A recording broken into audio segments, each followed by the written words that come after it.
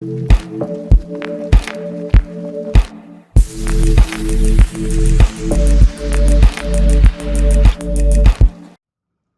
up YouTube, your boy the Flying Spanner here. Today we have an airport update thanks to the UK version because Australia was last week.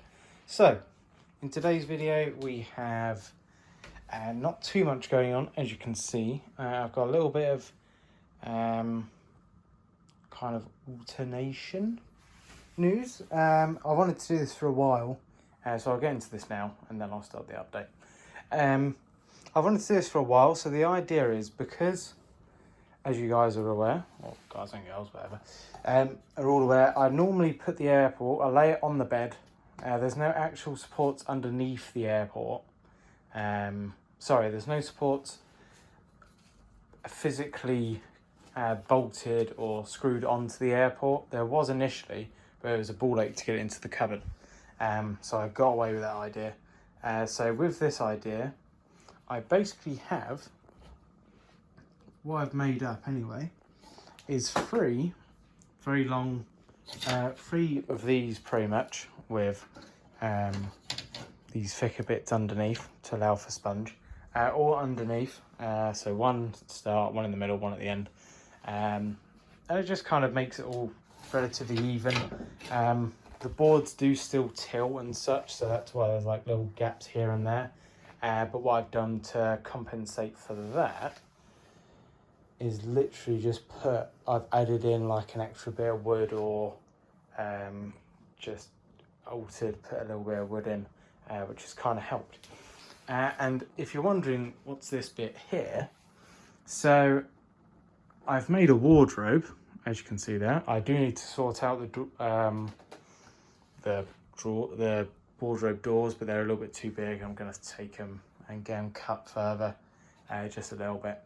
I'm really happy how that looks, and that's going to make the background of the update really nice. But in terms of backgrounds, my aim is, I did buy a background however long ago to kind of put on the airport, but I still haven't got around to it. So that's what this board is for.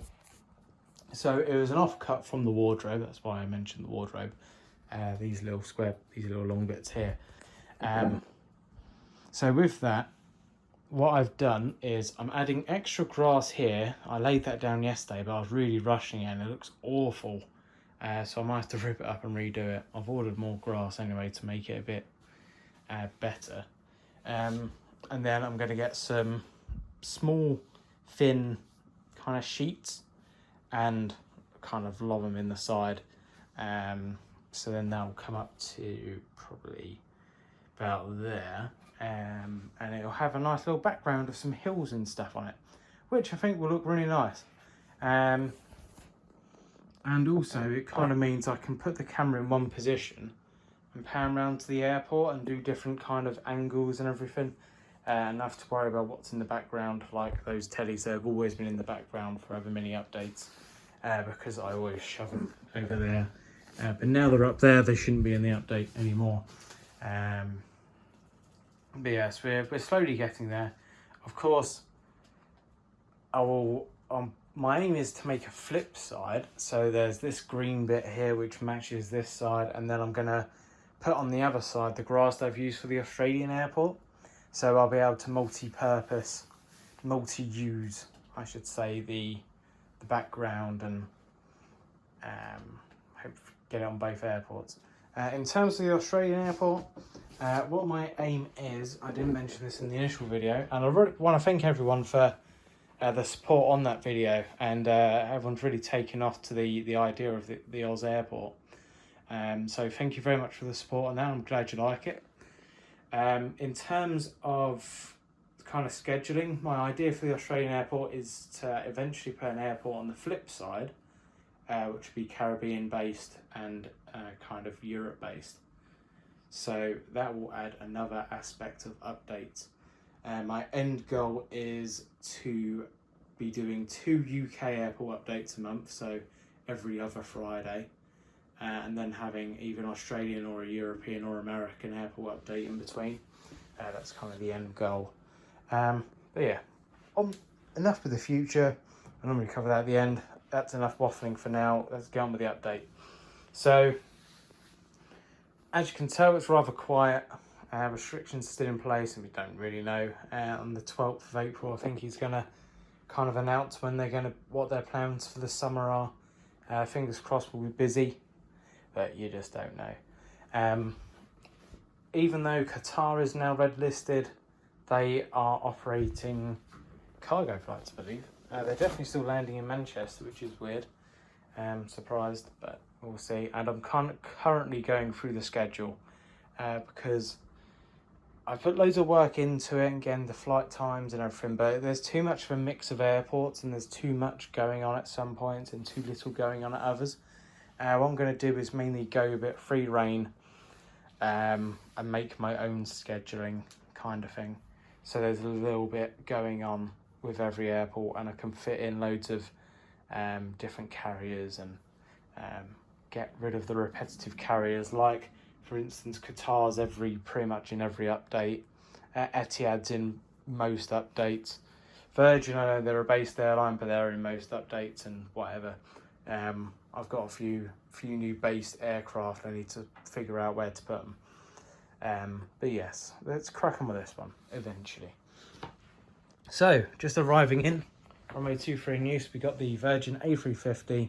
This is arriving in from Lagos. So, as far as I'm aware, the Lagos operation is still a 3:30 out of Heathrow.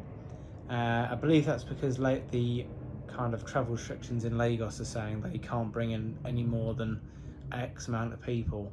So the 3:30 is operating. I haven't got a 3:30, so that's purely why. I'm still using the 350. I do kind of wish I had a 330 just for backup purposes, not necessarily for basing purposes. But we'll see what happens in the future. Then, just arriving in from Doha, we have the Qatar 787-9. This aircraft, it's just arriving in from Doha. It's nice to use 789. I normally use like a 350 or something like that, but nice to have Qatar back in. I do like the grey scheme. Then onto kind of the stored area. So we have a Jet 2 737. This one on the left is just ready to push. It's going out for a little check flight, so it's just going to be doing a lap of the lakes kind of thing. Then the one next to it's just getting some maintenance done on it, so the guys are well busy cracking on there. And I believe that's probably got a check flight in the coming days. So loads of these going on now. Even Manchester, there's a lot of check flights. Next to that, we got an EasyJet A320 in the old scheme. This aircraft is just been positioned up and it's just parked for a little bit. We currently got no 321 Neos. It's currently the only EasyJet, I should say, on the airport. They've been moving them around a fair bit, and I think there's due another couple to come, but we'll see what happens and we'll see what we can do with the space, because even though it's absolutely dead now and there's loads of capacity, when the airport's fully running, during like the morning operations, there's loads of stands that are pretty much every stand's taken, so it's quite hard to sort out storage aircraft at that time. Then moving round, we've got like a little TUI corner. So in this corner, so TUI now operating cargo flights. I think they've been for a while now. This 787 isn't based here. It kind of just came here for a quick maintenance stopover. So it arrived in from Amsterdam earlier on, and we'll be heading out to Calgary. And yeah, that's a real route apparently. So I believe it's only positioning to come like drop the crew off and pick new crew up and have their daily checks or whatever done on them. But still something interesting. It's nice to have a big TUI back anyway. And you'll be pleased to know the Max has finally gone, even though you can't really tell because there's still two aircraft parked up here. They positioned up two normal 737s, so these are currently in storage. The one at the back is just fueling up, and that one will be getting a check flight as well. So they'll be doing a lovely circuit around the lakes, joining the Jet 2. So yeah, so not much going on with the other one either. So we'll crack on over into our tiny short haul corner. So we've got a Air Baltic A220-300, I think it's a 300 anyway, This aircraft's running a tiny bit late. They might depart 5-10 minutes behind schedule. This aircraft's heading out to Riga, and it's just getting the final bags on and we'll be ready to push. Then behind that we have a TAP A320neo. This aircraft's just arrived in from Lisbon. It's nice to have the TAP in. I do kind of want to get them in more, but it's just trying to find the time. And if you keep an eye on the TAP website, the TAP store, that's where I got this model from, but they've currently got a NG Models A330-200, that's got the TAP Air cargo decal on the side. I was debating buying it, but it would end up being about 60 quid. And for me, it's just not worth it for an aircraft I'm probably only going to use once. And also the air cargo decal they've put on is literally going to be just for COVID. It's not going to be a permanent operation. So it would be kind of pointless for me buying it. But if you're a TAP fan, sure, go ahead. I've randomly just got the hiccups. So, just push back, we have the Lufthansa A321neo. This aircraft operating out to Frankfurt. I still need to paint up these CRJs I've got. I need to make one into a Lufthansa scheme because they're currently operating, I think, E190s and CRJ 900s to Manchester. So I do kind of need to crack on and get painted with them too. So we'll move on to the final three. Seems to be all the aircraft today are all in sets of three, which is a bit peculiar. Completely unintentional. I just followed the schedule. So just ready up and line. Just ready. Gonna line up after the Virgin passes. We got the Japan Airlines 787-8. This aircraft's heading out to Tokyo Haneda. Then behind that, just being cargo fueled up and just being cleaned, catered, and all the good stuff. And we've got the LL 787-9. This aircraft is heading out to Tel Aviv when it's all ready. Then finally, we've got the little Air France HOP E170. This aircraft is operating Paris Charles de Gaulle. It just arrived in, and we'll be heading out in probably about half an hour or so. So yeah, that pretty much sums up the update. I hope you enjoyed it. I apologise for the waffles at the start of the video, but you know, I thought I'd get it out at the start rather than the end. Thank you very much for watching. I hope you've enjoyed it and have a very good weekend. Adios and goodbye.